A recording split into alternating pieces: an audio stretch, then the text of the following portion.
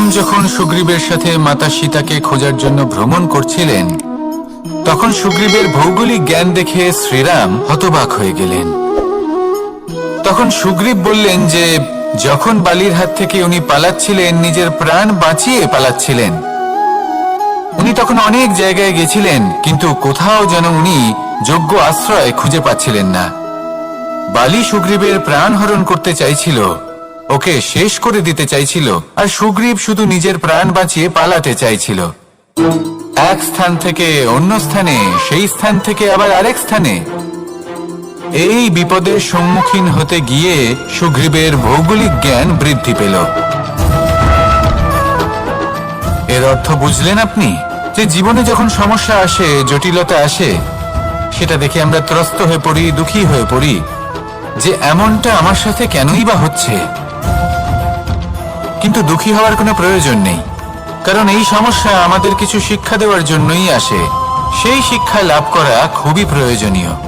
সেই শিক্ষার দিকে নিজের মনোনিবেশ করুন, সেই শিক্ষা আত্মস্থ করুন, জীবনে অগ্রসর হন, আর আমার সাথে ভালোবেসে বলুন, রাধা রাধা।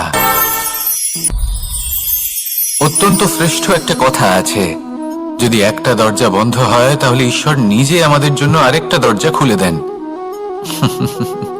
কিন্তু কিছু মানুষ আছেন যারা এটা ভাবেন, কিন্তু পুরনো যে বন্ধ দরজা আছে তার সামনেই আমরা দুঃখী হয়ে বসে থাকি, আর এমন ভাবে বসে থাকি যে নতুন দরজার দিকে আমাদের চোখই যায় না।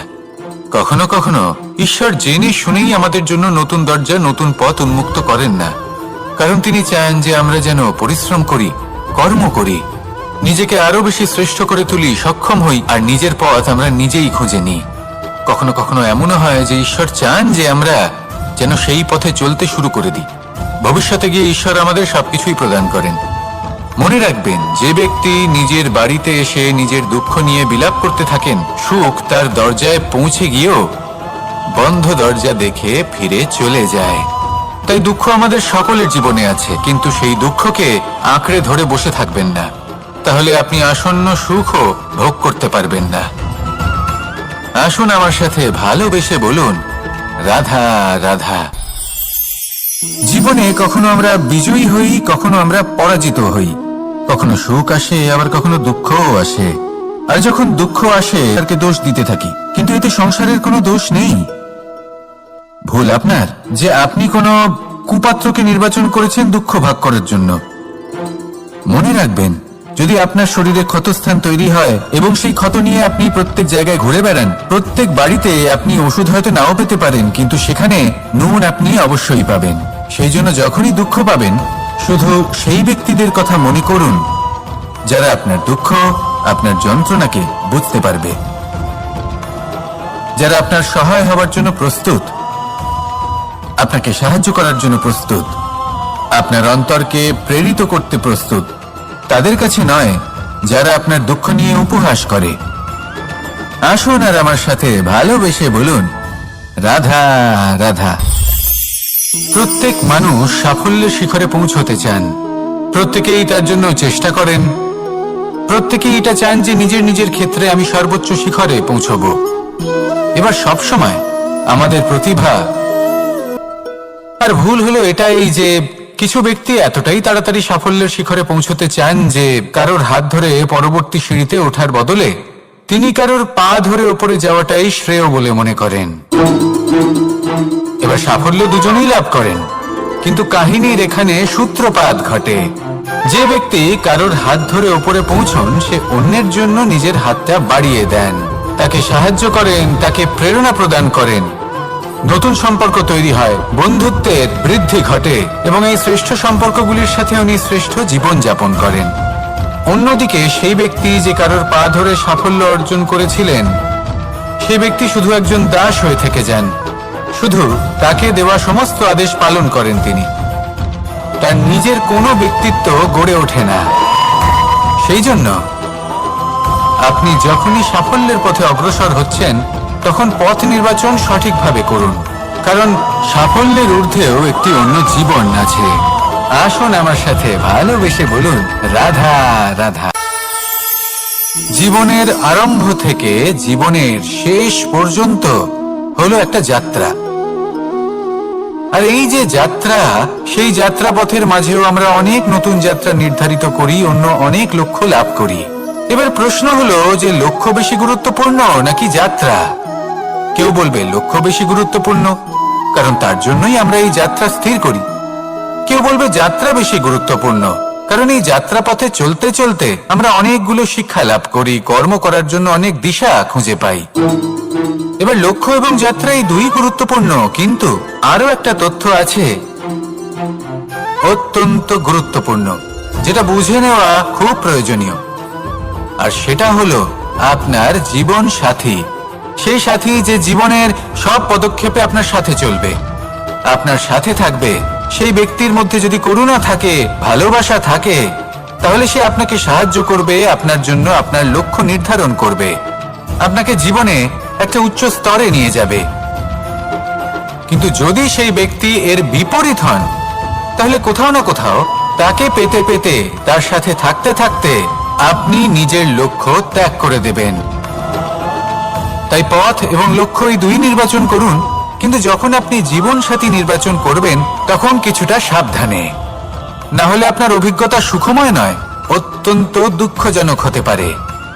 আসুন আমার সাথে ভালোবেসে বলুন রাধা রাধা।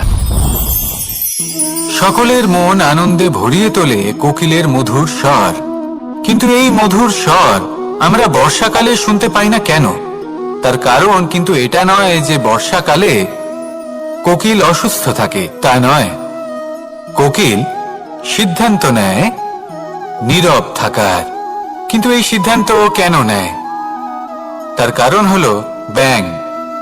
বর্ষার ঋতুতে অনেক ছোট ছোট স্থানে জল জমে, আর সেই কারণে অনেক ব্যাঙের জন্ম হয়। এবার ওই ব্যাঙগুলোর ধ্বনি এতটাই প্রবল হয় যে তাদের মাঝে এই কোকিল যতই মধুর সুরে ডাকুক না কেন, তার স্বর আমাদের কানে পৌঁছবে না। সেই জন্য ও সিদ্ধান্ত নেয় চুপ থাকার। আর এটাই হলো আমাদের জীবনের শিক্ষণীয় বিষয়। আপনি যদি এমন কোথাও থাকেন যেখানে আপনার আশেপাশে মূর্খ মানুষ আছেন, তাহলে সেখানে চুপ করে থাকাই হলো সবথেকে শ্রেষ্ঠ সিদ্ধান্ত। কারণ ওই মূর্খদের চিৎকারের সামনে কেউ আপনার জ্ঞানের কথা বুঝতেই পারবে না। সেই জন্য সেখানে চুপ করে থাকুন। পরবর্তীতে গিয়ে যেমন এই ব্যাঙের ডাক, এটা শান্ত হবে আর তারপর থেমে যাবে, ঠিক তেমন মূর্খদের সময় একটা নির্দিষ্ট কালের পর গত হয়, আর তারপরে আসে বিবেকবানদের সময়, আপনার সময়। শুধু ধৈর্য ধরুন। আসুন আর আমার সাথে ভালোবেসে বলুন রাধা রাধা। মস্তিষ্কের মেধা প্রত্যেক মানুষের কাছেই আছে, যা নিয়ে এনারা ভাবেন। লেনদেন, লাভ ক্ষতি, সম্পর্ক ভাঙা গড়া, জীবনের এই ছোট ছোট বিষয়গুলি, এর ঊর্ধ্বে এনাদের কথা এবং ভাবনা যাই না।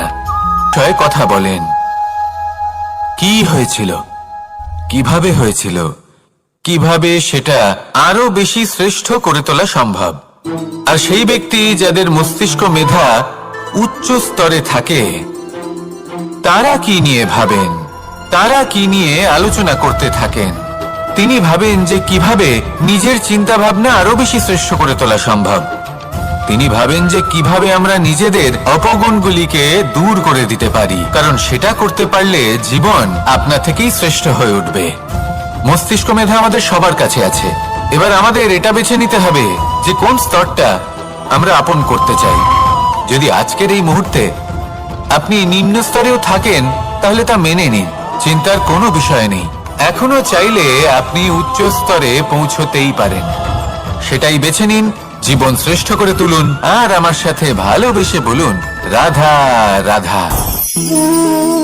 এই সংসারের প্রত্যেক মানুষ কোনো না কোনো স্থানে অবশ্যই যান, অনেক অনেক স্থানে তাদের যেতে হয়। এবার এমন কিছু মানুষ আছেন যারা সেই স্থানে হয়তো কখনোই যাননি। উদাহরণ হিসেবে বলবো, কিছু মানুষ আছেন যারা মন্দিরে যান, চিকিৎসালয়ে যান, কিছু মানুষ কারোর কারোর বিবাহ উৎসবে যান, আবার কিছু মানুষ আছেন যারা নাস্তিক হন এবং কখনোই কিছুই তার চয়ন হোক না কেন। প্রত্যেক মানুষকে একটি স্থানে অবশ্যই যেতে হয়। এমন একটি স্থান আছে, সেই স্থানের নাম হলো মৃত্যুদ্বার। এবার এটা আবশ্যক নয় যে ঠিক মৃত্যুর পরেই আপনি মৃত্যুদ্বারে পৌঁছে যাবেন। এমন অনেক মানুষ আছেন যারা মৃত্যুর পূর্বেই মৃত্যুদ্বারে পৌঁছে ফিরে এসেছেন, আর তারা অনুভব করেছেন যে এই সংসারের সময় চক্রের সম্মুখে তাদের অস্তিত্ব কতটা ক্ষীণ। ওনারা এই কথা বুঝে গেছেন। বড় বড় জ্ঞানী মহান ব্যক্তি ছিলেন, তারা এসেছেন, কর্ম করেছেন এবং শেষে তারাও মৃত্যুদ্বারে প্রবেশ করেছেন। অবশেষে তারাও পঞ্চমহাভূতের সাথে মিলিত হয়েছেন। তাহলে আপনার কিসের এত অহংকার? এই জীবনে কেউ অমর নন। জীবনে কতদিন আমরা বাঁচবো এটাও আমরা জানি না। তাই এই জীবন যাপন করুন। এই জীবনের প্রত্যেক মুহূর্ত এমন ভাবে যাপন করুন, এই কথা মাথায় রেখে যে যে কোনো মুহূর্তে আমাদের মৃত্যুদ্বারে প্রবেশ করতে হতে পারে, তাই না? আসুন, আর দ্বিতীয় হলো আত্মবিশ্বাস। হেরে যাওয়া বস্তুও আবার জিতে নিতে পারবেন যদি আপনার নিজের আত্মবিশ্বাস থাকে, তাহলে আপনি কখনো পরাজিত হবেন না। এবং তৃতীয় হলো অহংকার। জয়লাভ করার পরেও কিন্তু এটা আপনাকে পরাজিত করতে পারে। সেই জন্য জীবনে সঙ্গবদ্ধ হন, আত্মবিশ্বাস রাখুন, কিন্তু কখনোই অহংকার করবেন না। এই অহংকার আপনার থেকে সবকিছু কেড়ে নিতে পারে। এই অহংকারের জন্যই মথুরাপতি কংস নিজের পতনের দিকে অগ্রসর হয়েছিলেন। এই অহংকারকে ত্যাগ করুন আর আমার সাথে ভালোবেসে বলুন, রাধা রাধা।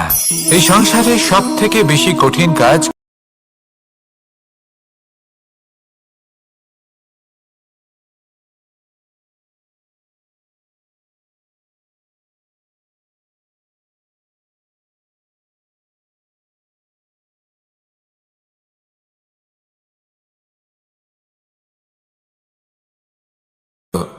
তপস্যা করা অর্থ হতে পারে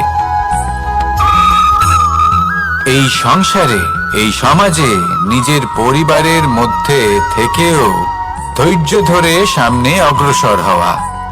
এটা হলো সব থেকে কঠিন কাজ। কারণ যখন আপনি তপস্যা করেন তখন সেখানে আপনার ধৈর্য ভাঙার মতো কেউ থাকেন না, না কোনো বন্ধু, না কোনো আত্মীয়, না কোনো শত্রু, কেউ না। কিন্তু যখন আপনি এই সমাজে, এই পরিবারে থাকেন, কোনো না কোনো ব্যক্তি এসে আপনার ধৈর্যের বাঁধ ভেঙে দেওয়ার ক্ষমতা রাখেন। তারা আপনার ধৈর্যের বাঁধ ভেঙে দেয়, আর কখনো কখনো তারা অনিচ্ছাকৃতভাবেই সেটা করে থাকেন।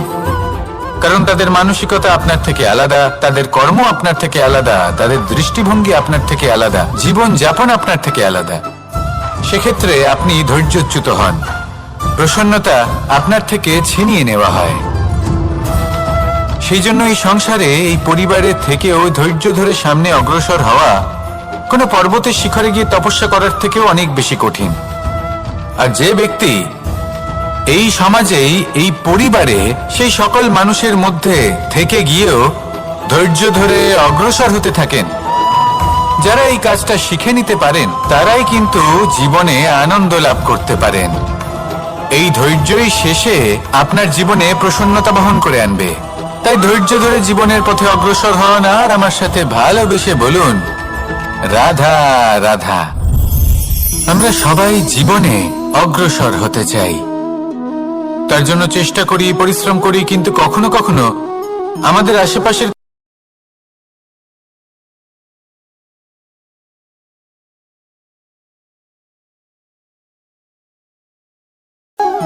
এর অর্থ কি তার মানে এটা যে আমাদের কোনো খামতি ছিল বা আমরা কোনো ভুল করে ফেলেছি? না, বেশিরভাগ সময় আমাদের কোনো ভুল থাকে না, আমাদের কোনো খামতিও থাকে না।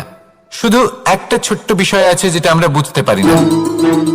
আমরা চেষ্টা করি অন্যদের জীবনযাত্রা দেখতে। আমরা দেখতে চেষ্টা করি যে তাদের জীবনে তারা কিভাবে এগিয়ে চলেছেন, অগ্রসর হওয়ার জন্য ওনারা কি কি করছেন, আর যা করছেন তাতে ওনারা কিভাবে উপকৃত হচ্ছেন।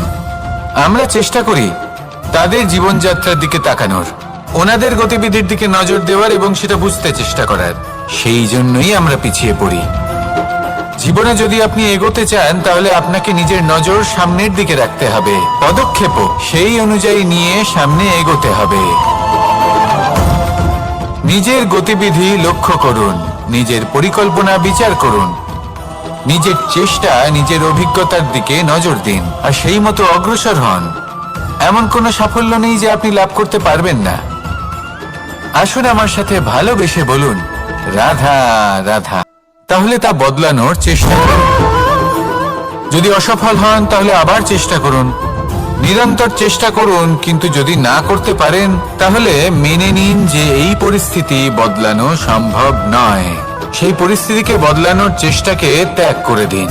যদি চান তাহলে সেই পরিস্থিতি থেকে দূরে চলে যেতে পারেন, কিন্তু নিজেকে প্রসন্ন রাখুন। আপনার এই শরীর, এই মন, এই জীবন আপনি লাভ করেছেন, তাই আপনার কর্তব্য হলো নিজের যত্ন নেওয়া, নিজেকে প্রসন্ন রাখা।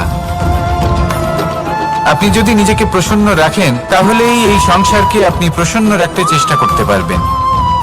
তাহলে প্রসন্ন থাকুন আর মনে এই প্রসন্নতা নিয়ে বলুন, রাধা রাধা।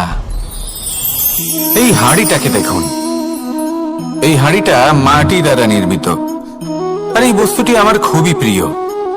ছোটবেলায় মা এই হাঁড়িতেই মাখন বানিয়ে রাখতেন, কিন্তু যেই আমি সুযোগ পেতাম আমি সেই হাঁড়ি ভেঙে সমস্ত মাখন খেয়ে ফেলতাম।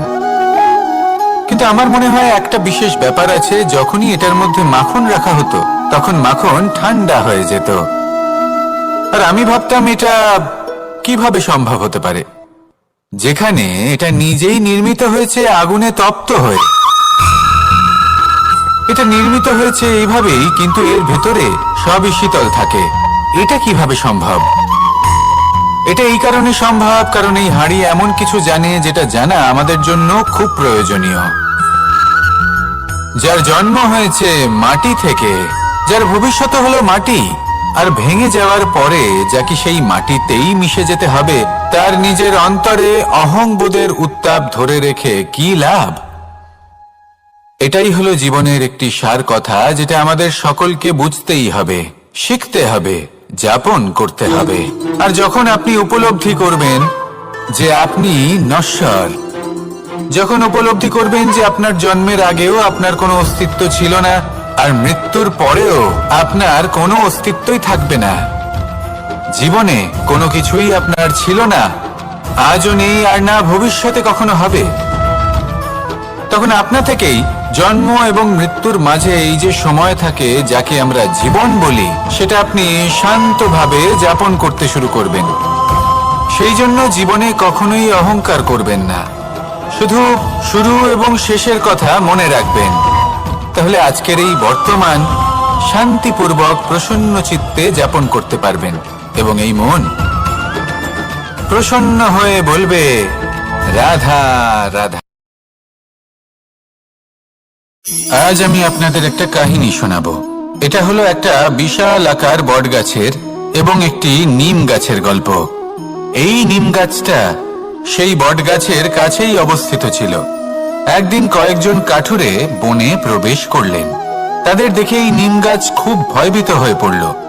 ও সেই বট গাছের কাছে সাহায্য চাইল। বলল যে, হে বট গাছ, আমাকে সাহায্য করুন, আপনার এই শাখা প্রশাখা দ্বারা আমাকে ঢেকে রাখুন, যাতে এই কাঠুরেরা আমাকে দেখতে না পান আর আমি বেঁচে যাই। কিন্তু সেই বট গাছ ছিল অসম্ভব অহংকারী। নিজের অহংকারে সে মত্ত হয়েছিল। সে না ওকে উত্তর দিল আর না ওকে সাহায্য করলো। সেই কাঠুরেগণ এলেন, নিম গাছটা কাটলেন আর চলে গেলেন।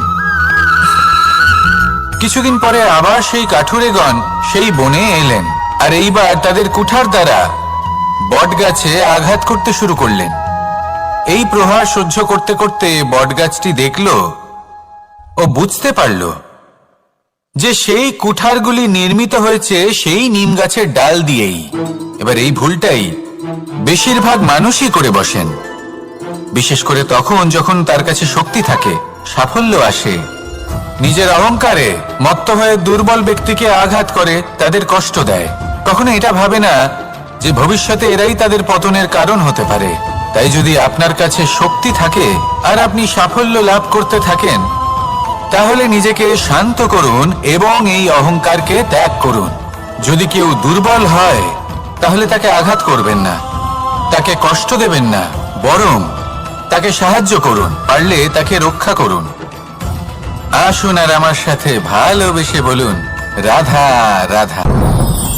আমাদের জীবনে সবসময় এটাই শেখানো হয় যে কখনো কারোর নিন্দা করবে না, কিন্তু আজকের দিনে সত্য হলো এটাই যে প্রত্যেক ব্যক্তি কোনো না কোনো সময়ে কোনো না কোনো মানুষের নিন্দা করেই থাকেন। এবার আপনি কারোর নিন্দা করলে সবসময় এর অর্থ এটা নয় যে আপনার মন মলিন। কখনো কখনো এমন কিছু পরিস্থিতির জন্ম হয়, কিছু ব্যক্তি আমাদের এমন দুঃখ দেন যে সেই দুঃখের বশে আমরা নিন্দা করতে শুরু করি।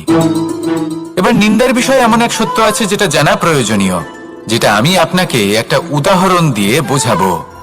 আপনি কখনো একটা চিত্র অঙ্কন করতে চেষ্টা করবেন, যতক্ষণ না সেই রং আমাদের হাতে লেগে যাচ্ছে ততক্ষণ আমাদের সেই চিত্র পূর্ণই হয় না। এবার এটাই হয় নিন্দার ক্ষেত্রেও। কেউ আপনাকে যতই দুঃখ দিক না কেন, যদি আপনি কারোর নিন্দা করেন তাহলে কোথাও না কোথাও সেই নেতিবাচক শক্তি অবশ্যই আপনার মধ্যে প্রবেশ করবে। তাহলে সেক্ষেত্রে কি করা যায়? কিভাবে অন্যের নিন্দা করা থেকে নিজেকে বিরত রাখা সম্ভব? একটাই পথ আছে, একটাই বিকল্প আছে, নিজের বিকাশ। নিজের বিকাশের পথে অগ্রসর হতে থাকুন, নিজের কাজে এতটাই নিমজ্জিত হয়ে যান যে কারো নিন্দা করার মতো কোনো সময় যেন আপনার হাতে না থাকে। তাতে আপনার মনও মলিন হবে না, আর জীবনে অনেক দরজা আপনার জন্য খুলে যাবে। আসুন আমার সাথে ভালোবেসে বলুন, রাধা রাধা। শ্রীরাম যখন সুগ্রীবের সাথে মাতা সীতাকে খোঁজার জন্য ভ্রমণ করছিলেন, তখন সুগ্রীবের ভৌগোলিক জ্ঞান দেখে শ্রীরাম হতবাক হয়ে গেলেন। তখন সুগ্রীব বললেন যে যখন বালির হাত থেকে উনি পালাচ্ছিলেন, নিজের প্রাণ বাঁচিয়ে পালাচ্ছিলেন, উনি তখন অনেক জায়গায় গেছিলেন, কিন্তু কোথাও যেন উনি যোগ্য আশ্রয় খুঁজে পাচ্ছিলেন না। বালি সুগ্রীবের প্রাণ হরণ করতে চাইছিল, ওকে শেষ করে দিতে চাইছিল, আর সুগ্রীব শুধু নিজের প্রাণ বাঁচিয়ে পালাতে চাইছিল। এক স্থান থেকে অন্য স্থানে, সেই স্থান থেকে আবার আরেক স্থানে। এই বিপদের সম্মুখীন হতে গিয়ে সুগ্রীবের ভৌগোলিক জ্ঞান বৃদ্ধি পেল। এর অর্থ বুঝলেন আপনি? যে জীবনে যখন সমস্যা আসে, জটিলতা আসে, সেটা দেখে আমরা ত্রস্ত হয়ে পড়ি, দুঃখী হয়ে পড়ি যে এমনটা আমার সাথে কেনই বা হচ্ছে। কিন্তু দুঃখী হওয়ার কোনো প্রয়োজন নেই, কারণ এই সমস্যা আমাদের কিছু শিক্ষা দেওয়ার জন্যই আসে। সেই শিক্ষা লাভ করা খুবই প্রয়োজনীয়। সেই শিক্ষার দিকে নিজের মনোনিবেশ করুন, সেই শিক্ষা আত্মস্থ করুন, জীবনে অগ্রসর হন, আর আমার সাথে ভালোবেসে বলুন, রাধা রাধা। অত্যন্ত শ্রেষ্ঠ একটা কথা আছে, যদি একটা দরজা বন্ধ হয় তাহলে ঈশ্বর নিজে আমাদের জন্য আরেকটা দরজা খুলে দেন। কিন্তু কিছু মানুষ আছেন যারা এটা ভাবেন যে আমার সাথে তো এরকম হলোই না, আমাদের জন্য তো কোনো নতুন দরজা খুললো না, কোনো নতুন পথ আমরা খুঁজে পেলাম না। সেই বিষয়ে আমরা চিন্তা করি, দুঃখ পাই যে এরকম কেন হলো। কখনো কখনো নতুন দরজা উন্মুক্ত হয়, কিন্তু পুরনো যে বন্ধ দরজা আছে তার সামনেই আমরা দুঃখী হয়ে বসে থাকি, আর এমন ভাবে বসে থাকি যে নতুন দরজার দিকে আমাদের চোখই যায় না। কখনো কখনো ঈশ্বর জেনে শুনেই আমাদের জন্য নতুন দরজা, নতুন পথ উন্মুক্ত করেন না, কারণ তিনি চান যে আমরা যেন পরিশ্রম করি, কর্ম করি, নিজেকে আরো বেশি শ্রেষ্ঠ করে তুলি, সক্ষম হই, আর নিজের পথ আমরা নিজেই খুঁজে নিই। কখনো কখনো এমনও হয় যে ঈশ্বর চান যে আমরা যেন সেই পথে চলতে শুরু করে দিই। ভবিষ্যতে গিয়ে ঈশ্বর আমাদের সবকিছুই প্রদান করেন। মনে রাখবেন, যে ব্যক্তি নিজের বাড়িতে এসে নিজের দুঃখ নিয়ে বিলাপ করতে থাকেন, সুখ তার দরজায় পৌঁছে গিয়েও বন্ধ দরজা দেখে ফিরে চলে যায়। তাই দুঃখ আমাদের সকলের জীবনে আছে, কিন্তু সেই দুঃখকে আঁকড়ে ধরে বসে থাকবেন না, তাহলে আপনি আসন্ন সুখও ভোগ করতে পারবেন না। আসুন আমার সাথে ভালোবেসে বলুন, রাধা রাধা।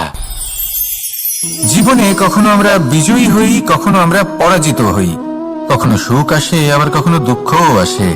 আর যখন দুঃখ আসে তখন আমরা আমাদের এই দুঃখ কারোর সাথে ভাগ করতে চাই। আমরা কারোর সাথে নিজের দুঃখ ভাগ করে নিই, আর সেই ব্যক্তি আমাদের দুঃখ নিয়ে উপহাস করে। তখন আমরা আরো দুঃখী হয়ে যাই। আমরা এই সংসারকে দোষ দিতে থাকি, কিন্তু এতে সংসারের কোনো দোষ নেই। ভুল আপনার যে আপনি কোনো কুপাত্রকে নির্বাচন করেছেন দুঃখ ভাগ করার জন্য। মনে রাখবেন, যদি আপনার শরীরে ক্ষতস্থান তৈরি হয় এবং সেই ক্ষত নিয়ে আপনি প্রত্যেক জায়গায় ঘুরে বেড়ান, প্রত্যেক বাড়িতে আপনি ওষুধ হয়তো নাও পেতে পারেন, কিন্তু সেখানে নুন আপনি অবশ্যই পাবেন। সেই জন্য যখনই দুঃখ পাবেন, শুধু সেই ব্যক্তিদের কথা মনে করুন যারা আপনার দুঃখ, আপনার যন্ত্রণাকে বুঝতে পারবে, যারা আপনার সহায় হওয়ার জন্য প্রস্তুত, আপনাকে সাহায্য করার জন্য প্রস্তুত, আপনার অন্তরকে প্রেরিত করতে প্রস্তুত। তাদের কাছে নয় যারা আপনার দুঃখ নিয়ে উপহাস করে। আসুন আর আমার সাথে ভালোবেসে বলুন, রাধা রাধা।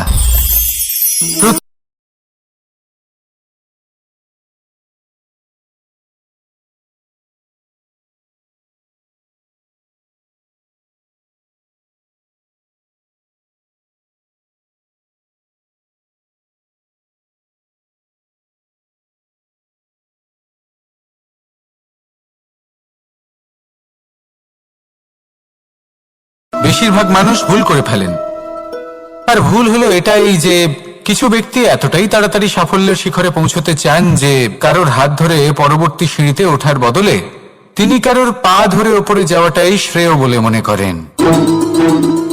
এবার সাফল্য দুজনেই লাভ করেন, কিন্তু কাহিনীর এখানে সূত্রপাত ঘটে। যে ব্যক্তি কারোর হাত ধরে ওপরে পৌঁছন, সে অন্যের জন্য নিজের হাতটা বাড়িয়ে দেন, তাকে সাহায্য করেন, তাকে প্রেরণা প্রদান করেন। নতুন সম্পর্ক তৈরি হয়, বন্ধুত্বের বৃদ্ধি ঘটে এবং এই শ্রেষ্ঠ সম্পর্কগুলির সাথে উনি শ্রেষ্ঠ জীবন যাপন করেন। অন্যদিকে সেই ব্যক্তি যে কারোর পা ধরে সাফল্য অর্জন করেছিলেন, সেই ব্যক্তি শুধু একজন দাস হয়ে থেকে যান, শুধু তাকে দেওয়া সমস্ত আদেশ পালন করেন তিনি। তার নিজের কোনো ব্যক্তিত্ব গড়ে ওঠে না। সেই জন্য আপনি যখনই সাফল্যের পথে অগ্রসর হচ্ছেন, তখন পথ নির্বাচন সঠিকভাবে করুন, কারণ সাফল্যের ঊর্ধ্বেও একটি অন্য জীবন আছে। আসুন আমার সাথে ভালোবেসে বলুন, রাধা রাধা। জীবনের আরম্ভ থেকে জীবনের শেষ পর্যন্ত হলো একটা যাত্রা, আর এই যে যাত্রা, সেই যাত্রা পথের মাঝেও আমরা অনেক নতুন যাত্রা নির্ধারিত করি, অন্য অনেক লক্ষ্য লাভ করি। এবার প্রশ্ন হলো যে লক্ষ্য বেশি গুরুত্বপূর্ণ নাকি যাত্রা? কেউ বলবে লক্ষ্য বেশি গুরুত্বপূর্ণ, কারণ তার জন্যই আমরা এই যাত্রা স্থির করি। কেউ বলবে যাত্রা বেশি গুরুত্বপূর্ণ, কারণ এই যাত্রা পথে চলতে চলতে আমরা অনেকগুলো শিক্ষা লাভ করি, কর্ম করার জন্য অনেক দিশা খুঁজে পাই। এবার লক্ষ্য এবং যাত্রা এই দুই গুরুত্বপূর্ণ, কিন্তু আরো একটা তথ্য আছে অত্যন্ত গুরুত্বপূর্ণ, যেটা বুঝে নেওয়া খুব প্রয়োজনীয়, আর সেটা হলো আপনার জীবন সাথী। সেই সাথী যে জীবনের সব পদক্ষেপে আপনার সাথে চলবে, আপনার সাথে থাকবে। সেই ব্যক্তির মধ্যে যদি করুণা থাকে, ভালোবাসা থাকে, তাহলে সে আপনাকে সাহায্য করবে, আপনার জন্য আপনার লক্ষ্য নির্ধারণ করবে, আপনাকে জীবনে একটা উচ্চ স্তরে নিয়ে যাবে।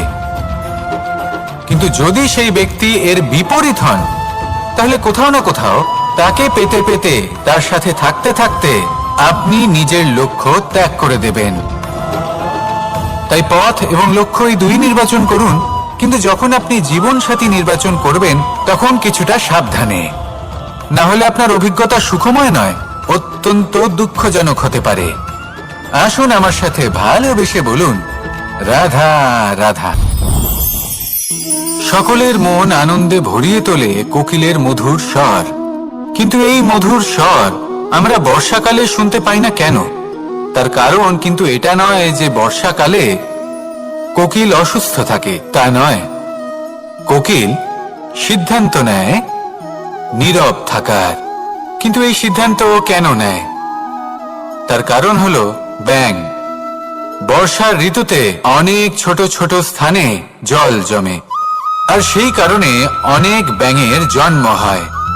এবার ওই ব্যাঙগুলোর ধ্বনি এতটাই প্রবল হয় যে তাদের মাঝে এই কোকিল যতই মধুর সুরে ডাকুক না কেন, তার স্বর আমাদের কানে পৌঁছবে না। সেই জন্য ও সিদ্ধান্ত নেয় চুপ থাকার। আর এটাই হলো আমাদের জীবনের শিক্ষণীয় বিষয়। আপনি যদি এমন কোথাও থাকেন যেখানে আপনার আশেপাশে মূর্খ মানুষ আছেন, তাহলে সেখানে চুপ করে থাকাই হলো সবথেকে শ্রেষ্ঠ সিদ্ধান্ত। কারণ ওই মূর্খদের চিৎকারের সামনে কেউ আপনার জ্ঞানের কথা বুঝতেই পারবে না। সেই জন্য সেখানে চুপ করে থাকুন। পরবর্তীতে গিয়ে যেমন এই ব্যাঙের ডাক, এটা শান্ত হবে আর তারপর থেমে যাবে, ঠিক তেমন মূর্খদের সময় একটা নির্দিষ্ট কালের পর গত হয়, আর তারপরে আসে বিবেকবানদের সময়, আপনার সময়। শুধু ধৈর্য ধরুন। আসুন আর আমার সাথে ভালোবেসে বলুন, রাধা রাধা। মস্তিষ্কের মেধা।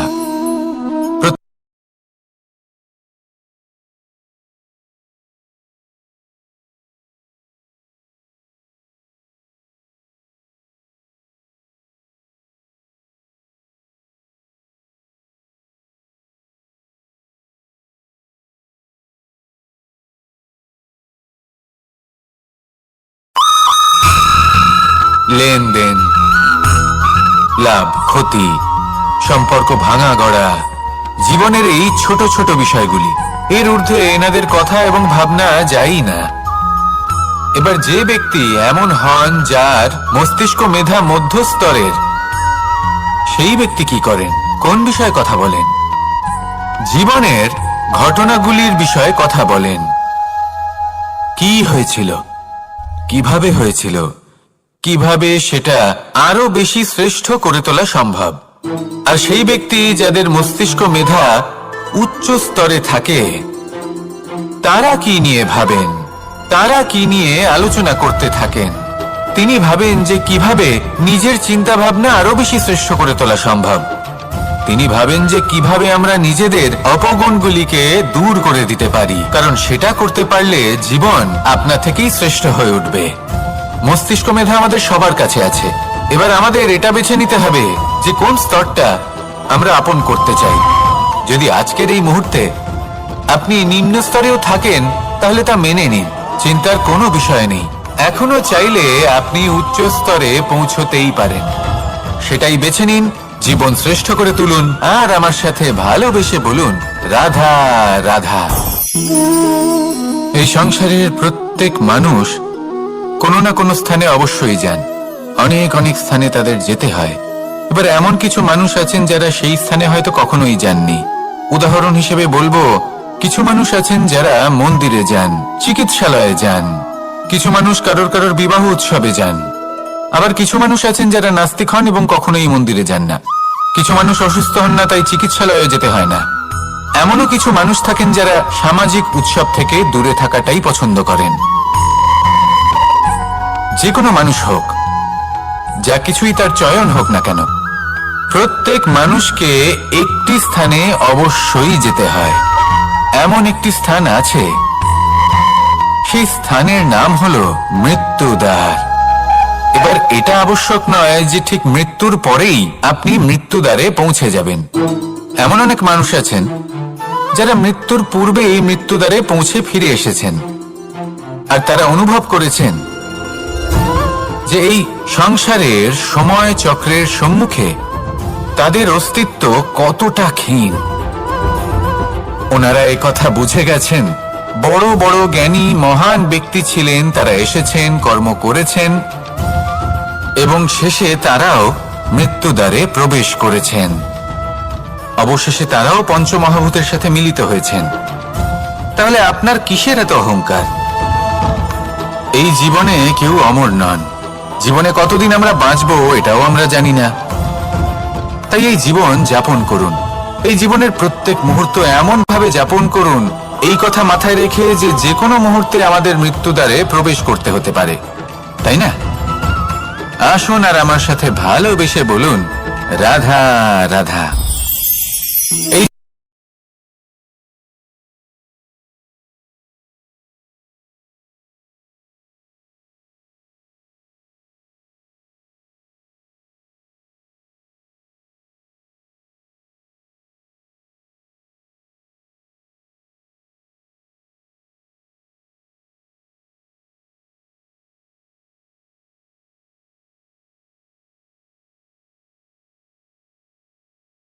দ্বিতীয় হলো আত্মবিশ্বাস।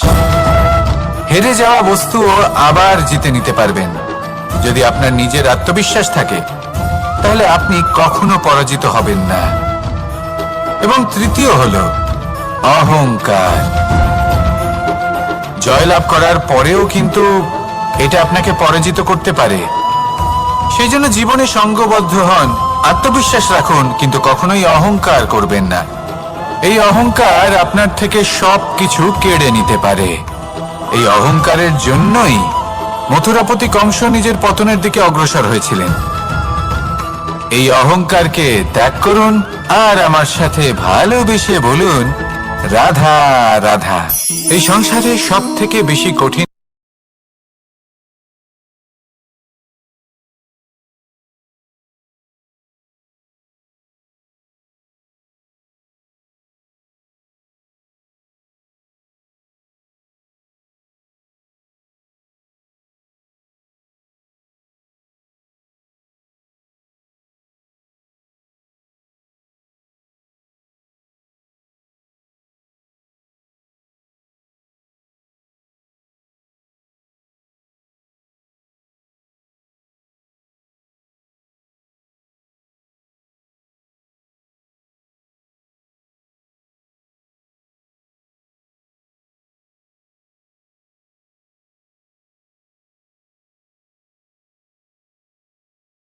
কারণ যখন আপনি তপস্যা করেন তখন সেখানে আপনার ধৈর্য ভাঙার মতো কেউ থাকেন না, না কোনো বন্ধু, না কোনো আত্মীয়, না কোনো শত্রু, কেউ না।